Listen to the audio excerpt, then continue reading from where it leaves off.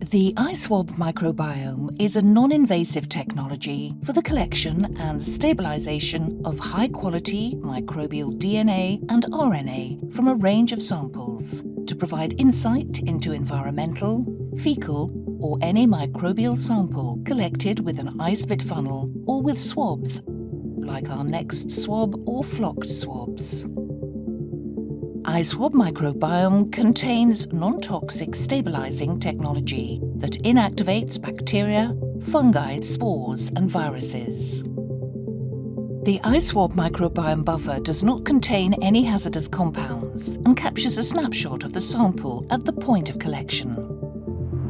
The unique buffer can enable inactivation of microbes while stabilizing the microbial DNA and RNA, allowing for extended room temperature stabilization from the point of collection to sample processing for applications such as qPCR, metagenomics, shotgun sequencing, NGS, microbial surveillance, and 16S rRNA sequencing.